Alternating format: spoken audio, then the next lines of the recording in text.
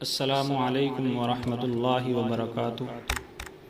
میرے محترم بزرگ و دوستوں، میری پیاری ماں اور بہنوں، آج ہم جس ٹاپک کے اوپر بات کرنے والے ہیں وہ ہے کہ اگر پڑوسی ہم کو ستاتے ہیں تو ہم ایسا کون سا عمل کریں کہ جس سے ہمارے پڑوسی ہمیں تکلیف نہ دیں، ہم پڑوسیوں کی شرارت سے محفوظ ہو جائیں۔ ایسا کون سا عمل ہے؟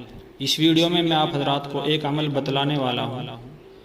اگر آپ اس عمل کو کر لیں گے، بہت چھوٹا سا عمل ہے، زیادہ بڑا عمل نہیں ہے، اگر آپ حضرات اس عمل کو کر لیں گے، اس عمل کے کرنے سے اللہ تعالیٰ پڑوسیوں کے دلوں میں آپ کی محبت ڈال دے گا اور پڑوسی انشاءاللہ آپ حضرات کو تکلیف نہیں دے سکیں گے۔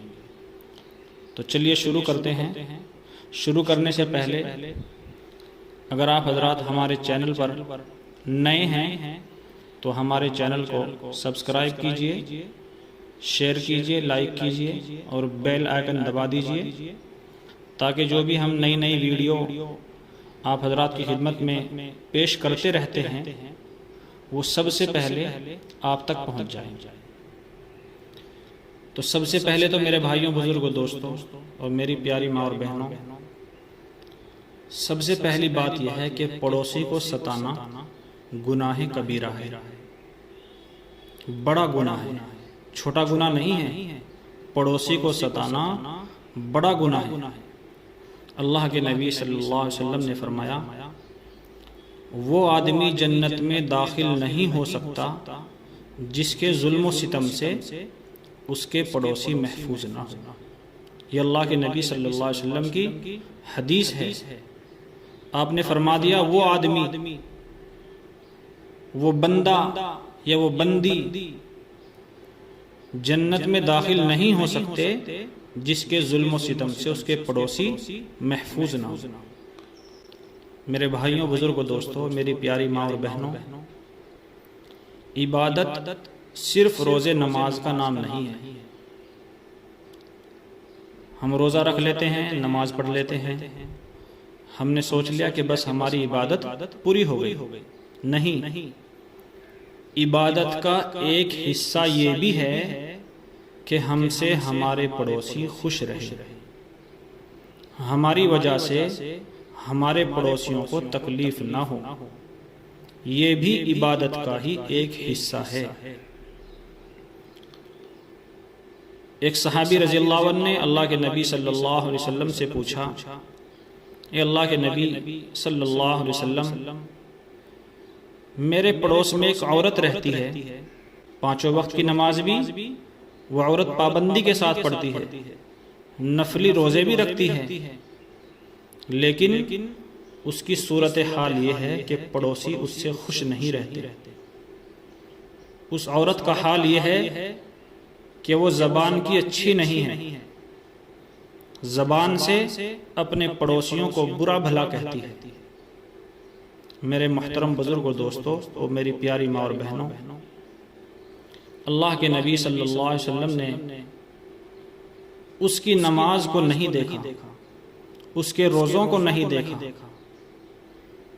اس کی عبادت پر نظر نہیں ڈالی، بلکہ اپنی زبان مبارک سے جو الفاظ نکالے وہ آج بھی حدیث کی کتابوں میں موجود ہے۔ اللہ کے نبی صلی اللہ علیہ وسلم نے فرمایا، ہی فی النار، ہی فی النار، وہ نفلی روزے رکھتی ہے تو رکھتی رہے، نفلی عبادت کرتی ہے تو کرتی رہے، لیکن اللہ کے نبی صلی اللہ علیہ وسلم نے فرما دیا، ہی فی النار، وہ جہنمی ہے، وہ دوزخ کے اندر جائے گی۔ پوچھنے والے صحابی رکے نہیں، پوچھا، اللہ کے نبی صلی اللہ علیہ وسلم، ایک عورت ہمارے پڑوس میں ایسی بھی ہے جو 5 وقت کی صرف نماز پڑھتی ہے، فرض روزے رکھتی ہے، وہ تہجد نہیں پڑھتی ہے، نوافل کا اہتمام نہیں کرتی ہے، اور وہ دوسرے مہینوں کے نفلی روزے بھی نہیں رکھ پاتی، لیکن اس کی زبان سے پھول برستے ہیں، اس کے پڑوسی بھی خوش رہتے ہیں، اس کی زبان سے کسی کو تکلیف نہیں پہنچتی ہے۔ آپ صلی اللہ علیہ وسلم نے فرمایا ٹھیک ہے، ہی فی الجنہ، وہ عورت جنت میں داخل ہوگی۔ میرے بھائیوں، بزرگوں، دوستوں، میری پیاری ماں اور بہنوں، ہمارے یہاں جنت اور جہنم کا معیار نماز روزے کو سمجھا جاتا ہے۔ نماز پڑھ لی، روزہ رکھ لیا، بھئی ہم جنت میں جائیں گے۔ نماز نہیں پڑھی، روزے نہیں رکھے تو ہم جہنم میں جائیں گے، ہم نے یہ سمجھ لیا ہے بس۔ نماز پڑھو، روزے رکھو، نفلی عبادت کرو، جنت ملے گی۔ لیکن میرے بھائیوں، بزرگوں، دوستوں، میری پیاری ماں اور بہنوں، ہم نے حقوق العباد کو نہیں دیکھا۔ حقوق العباد، بندوں کے حق، جو اللہ کی مخلوق ہے اس کے کیا حق ہے، اس کو ہم نے نہیں دیکھا۔ ہم اس سے غافل رہتے ہیں۔ اللہ کا حق چاہے کتنا ہی ہم ادا کر لیں، لیکن بندوں کا حق اگر اس دنیا میں صاف نہیں کیا تو جنت نہیں ملے گی۔ موت تو سب کو ہی آنی ہے، لیکن ایک موت وہ بھی ہوتی ہے کہ جس پر رشک کیا جاتا ہے۔ امام مالک رحمۃ اللہ علیہ، سبھی حضرات جانتے ہیں امام مالک رحمۃ اللہ علیہ کے بارے میں۔ جب آپ کا انتقال ہو رہا تھا، آپ زبان سے بڑبڑانے لگے، ابھی نہیں، ابھی نہیں، انگلی سے اشارہ کر رہے ہیں، ابھی نہیں، ابھی نہیں۔ وہاں جو لوگ بیٹھے ہوئے تھے کہنے لگے امام صاحب آپ کیا کہنا چاہتے ہیں؟ امام مالک رحمۃ اللہ علیہ فرماتے ہیں یہ جو کھڑا ہے دیکھ رہے ہو تم اس کو؟ امام مالک فرماتے ہیں یہ جو کھڑا ہے یہ کہہ رہا ہے اے امام مالک، میں نے 25 سال تک آپ کو بہکانے کی کوشش کی، لیکن آپ میرے جال میں نہیں پھنسے۔ آپ پہلے شخص ہیں جو خیر و عافیت کے ساتھ اس دنیا سے گزر رہے ہیں۔ میں نے آپ کو بہکانے کی بہت کوشش کی، لیکن میں آپ کے قریب بھی نہیں آ سکا۔ کامیاب ہو آپ نے اپنی موت کو جیت لیا۔ یہ کون کہہ رہا ہے؟ یہ شیطان کہہ رہا ہے۔ آپ نے اپنی موت کو کامیاب بنا لیا، میں آپ کو مبارکباد دیتا ہوں۔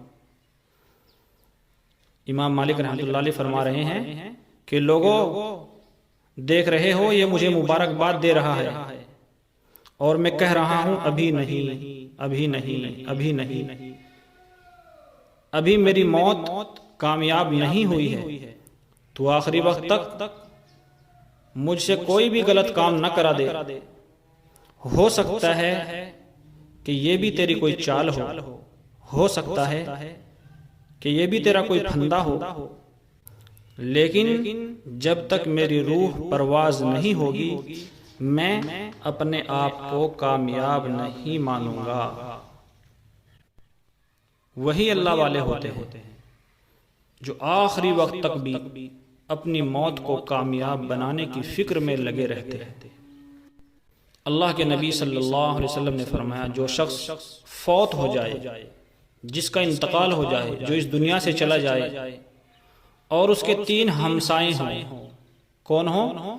اس کے 3 پڑوسی ہوں، اور وہ سب کے سب اس سے راضی ہوں، تو اس شخص کی مغفرت ہو جائے گی۔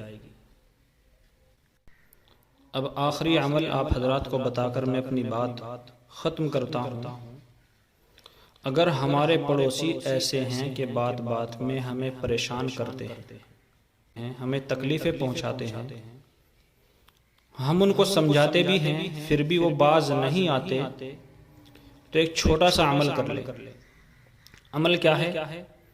عصر کی سنتوں کے بعد، فرض سے پہلے، عصر کے فرضوں سے پہلے اور سنتیں پڑھنے کے بعد 3 مرتبہ سورہ المزمل پڑھ لیا کریں۔ 3 مرتبہ سورہ المزمل جو تبارک الذی کے پارے میں ہے، 29ویں پارے میں ہے سورہ المزمل، اس کو 3 مرتبہ پڑھ لیا کرے، اور 3 مرتبہ پڑھنے کے بعد اپنے پڑوسی کے لیے دعائے خیر کرے۔ جو پڑوسی آپ کو ستا رہا ہے، تکلیف پہنچا رہا ہے، اس کے لیے دعا کرے، یا اللہ میرے اس پڑوسی کو میرے حق میں اچھا کر دیجئے۔ انشاءاللہ تعالی اس عمل کو آپ 11 دن تک کریں گے، آپ اس پڑوسی کے شر سے محفوظ ہو جائیں گے۔ جو پڑوسی آپ کا دشمن بن رہا ہے، وہ انشاءاللہ اس عمل کی برکت سے آپ سے محبت کرنے لگے گا۔ اللہ تبارک و تعالی ہم سب کو کہنے اور سننے سے زیادہ عمل کی توفیق نصیب فرمائے۔ وآخر دعوانا ان الحمدللہ رب العالمین۔